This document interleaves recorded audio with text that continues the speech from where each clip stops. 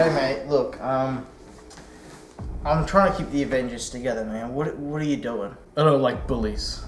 I don't care where they're from. What are you talking about? Do you even remember how you got here? You stole my lighter! It was an accident. It was not! I watched the surveillance footage back 3 times. Look, it's not the point. The point is I'm trying not to get you booted from the Aussie Avengers, okay? I wrote this up for you. I think you might really like it. Just take a look at it. Think of it as community service, alright? The pimp business? Yeah, man. I just signed up Spider-Boy last week. No shit, kid has not left the corner since I hired him, eh? Tony. I could do this all day.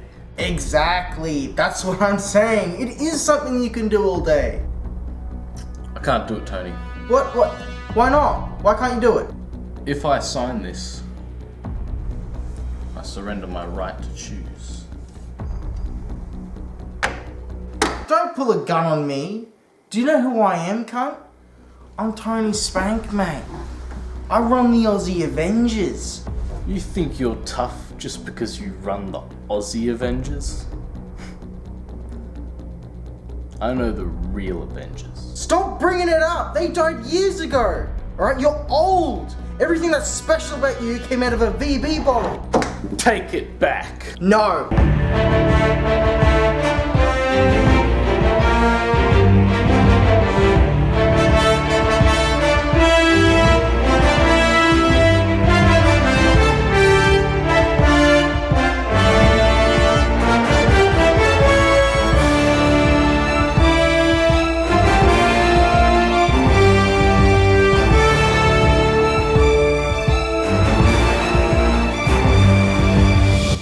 Hello everyone, welcome back to the cinema. My name is Blake. Today we are starting Phase 3 of the Marvel Cinematic Universe. We are almost up to date and I cannot believe I've stuck with these movies as far as I have. Today I take you back to 2016 when it was superheroes versus superheroes versus superheroes? Today we start with Captain America Civil War.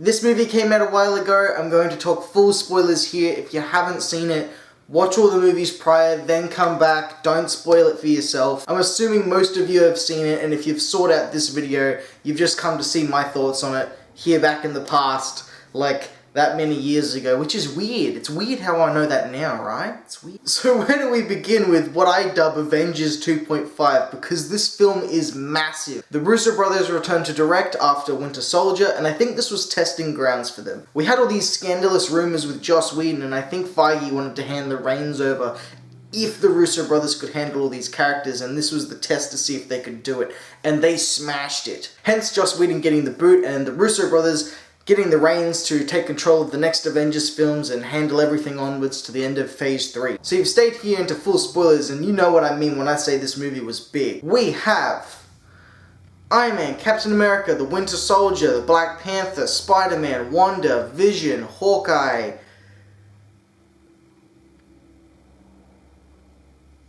Black Widow, and so many more that I could not possibly name them all. This film at the time was one of the biggest ensemble casts ever, let alone just an MCU movie. A quick shout out to the stunt team in this film. This has some of the most quick, intense, and most painful looking stunts I've seen in a Marvel film. I just wanted to give them a shout out real quick. I know my notes are a bit scrambled again on this one. I just want to inject another point before I keep diving into the film. There's this point where it's addressed about Pepper not being around because Tony's continued to build suits because the truth is that he doesn't want to stop. I think it was a great rewrite of Iron Man 3 and really just tried its hardest to intertwine it into this as well and kind of fix that problem. It's a small thing, but I really appreciate it. So let's just dive straight into the deep end and actually talk about this movie. What is this movie about? This is the film that finally addresses civilian casualties and what it is like to have superpowered people in this kind of world. When this issue was being brought up with the Avengers, another great thing that stood out to me immediately, obviously, was General Ross is here, and I was just, yes.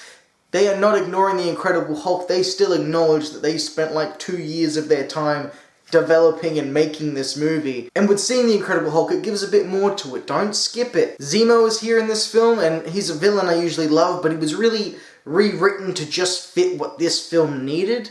And I completely forgot that he had military experience and that they brought that up at all in this film. So now when I watch The Falcon and the Winter Soldier, it makes much more sense when he's doing action sequences that he's capable. We then get some great scenes with the Avengers debating over whether to sign these accords to join the government and basically be paid to do what you already do, except you work certain hours and you can't superhero at other times, otherwise you're breaking the law. And Captain America arguing the freedom that, you know, if he sees someone in trouble, he can't just stand down and say no. And there's great arguments on both sides to fight for either team. I remember at the time, even though it was mostly just a marketing ploy, me and my friends were all in on it. You were Team Iron Man or you were Team Cap.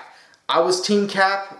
All my friends were Team Iron Man, I was Team Cap Man, okay? That was the way to go for me. Winter Soldier changed everything. Before the Avengers can settle on the Accords, Peggy passes in her sleep, and this scene is heartbreaking. I forgot how hard this hits, especially with everything now in retrospect, like with the whole picture of all three phases of the MCU right up to the last scene in Endgame.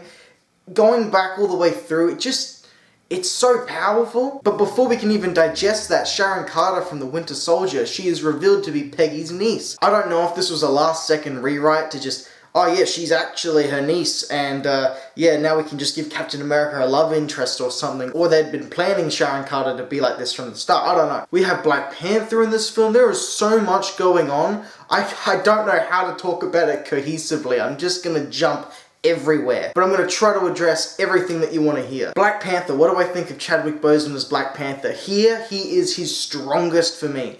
I love how assertive he is and how confident he is. When he turns around and he's just, I'll kill him myself. He's so confident in it, it's so badass. I absolutely love it. I ask you, how long do you think you can keep your friends safe from me? Like, just, he's so cool. The vibranium suit translates perfectly to the big screen. I love the look. Everyone is trying to chase down Bucky on this sequence in a tunnel. The practical car flipping as Captain America runs out of it. It's adrenaline inducing.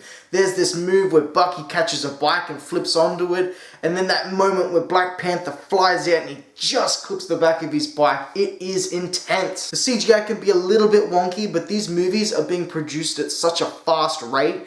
It's amazing that they're able to get as much done as they are at all to begin with. I'll talk more about wonky CGI in a bit. So Bucky's been caught and Falcon and Cap are now fugitives as well, but they're really just getting slaps on the wrist. And they have Bucky in this chamber, and the man that's supposed to be talking to him about his actions or interviewing him, psych-evaluating, I don't know, what is he supposed to be doing? The guy that's supposed to be doing it isn't actually there. It is Zemo, and Zemo is using his trigger words. He brings out the Winter Soldier, there's a massive breakout. Iron Man tries to go hand to hand with the Winter Soldier. You know, for such a smart guy, I don't know what the plan was then. The cool glove shot with Iron Man's glove kind of flying over his hand before stopping the bullet and stuff, that was really cool. We get more of Black Widow on Bucky's shoulders, just trying to nail him on his head before Chadwick Boseman gets a few licks in, but ultimately Bucky's getting away in a helicopter. And then we see Captain America flex his biceps harder than he ever has before. It's pretty damn cool. But it's not enough. They both end up going over the edge. But now Cap, Falcon, and Bucky are fugitives, and they're talking to Bucky and like, hey man, what's going on? And he's like, I'm not the only Winter Soldier. There's like 12 of us,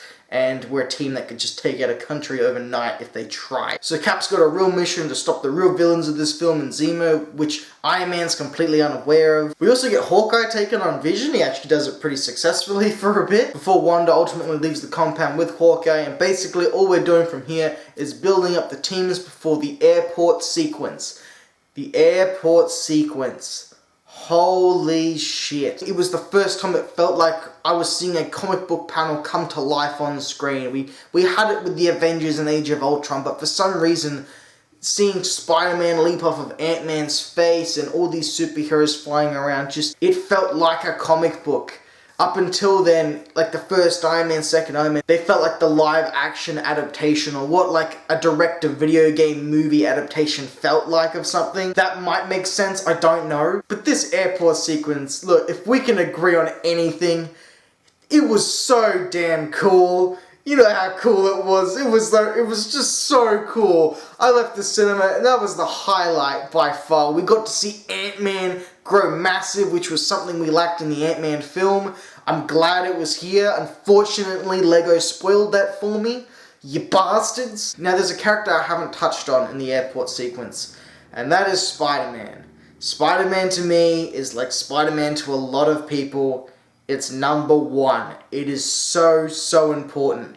And you best believe I was so excited for Spider-Man to be joining the Avengers. The hype levels were high enough, but this addition to it just made it explosive. So what did I think of Spider-Man in the MCU, or at least here in Civil War? We're going to dive into some hostile territory here, buckle up. Am I a Raimi fanboy? Am I a Tom Stan? Am I the Forgotten Garfield? Man, I'm the motherfucking Spectacular.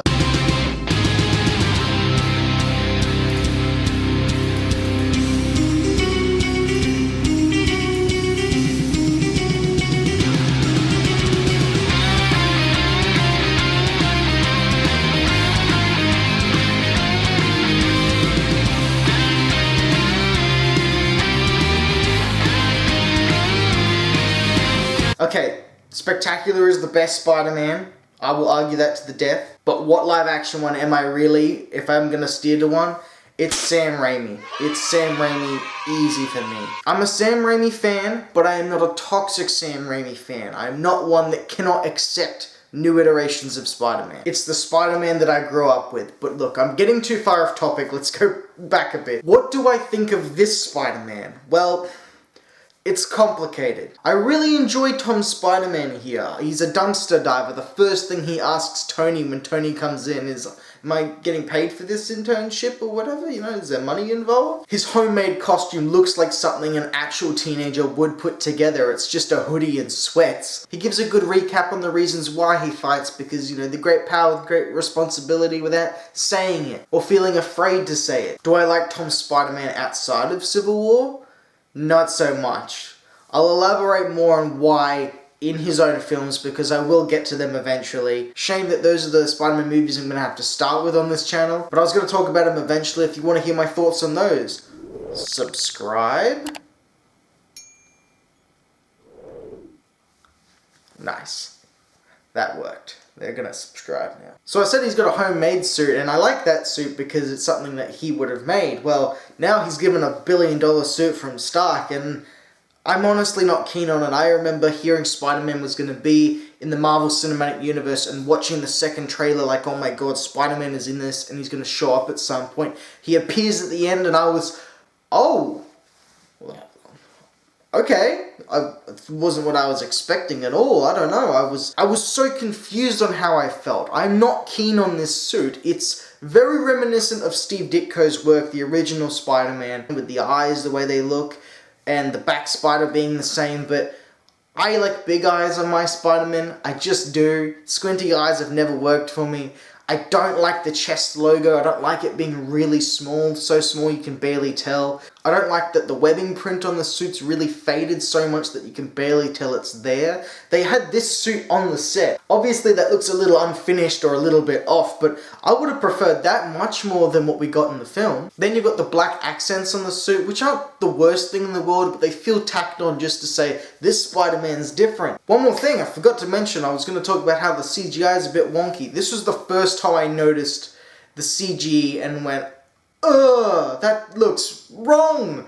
And that was Tony Stark at the start of the fight when he's walking around and his suit looks so disconnected from his head. It just looks wrong. And then they had this Spider-Man costume on set, and every single Spider-Man in this fight sequence, he was coated with CG. He's just this rubber boy flipping around. The anatomy of his body just feels wrong all the time. He's just a little bit too rubbery. Part of that isn't their fault because Spider-Man being in this movie was like a last second decision, and whether they could even have him in it or not, they needed to do that. But specifically with Iron Man and the head feeling just so disjointed, that was where I noticed it. Am I the only one? Moving along, it's not a Spider-Man movie, it's Civil War. Captain America and Bucky get away, and then Iron Man finds out that he was on the wrong side of things. After he stopped Captain America's team, he goes and he's like, where's Cap? Where's he going? I'm gonna go and help him because I've realized I am wrong. He heads out in this cool transition. I love the way that he escapes the helicopter by just putting his finger down and then he flips all out the back of the helicopter. That's dope. But what he doesn't realize is Black Panther is also tailing him. So it was gonna be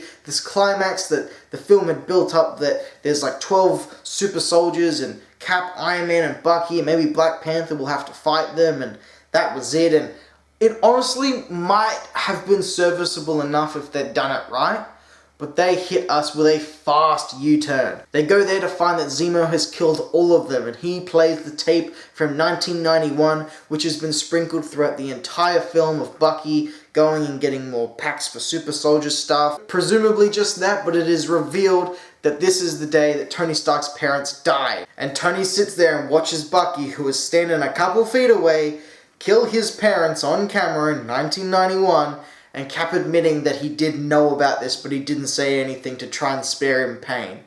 Well, the whole climax of this film got a whole lot more interesting and a whole lot more heartbreaking immediately. We get a badass battle sequence between all three of them, some great looking shots, some heartbreaking moments, ultimately ending with Cap throwing the shield down because Tony's father made it and Tony says he doesn't deserve it, so he leaves that behind and Cap is now on the run.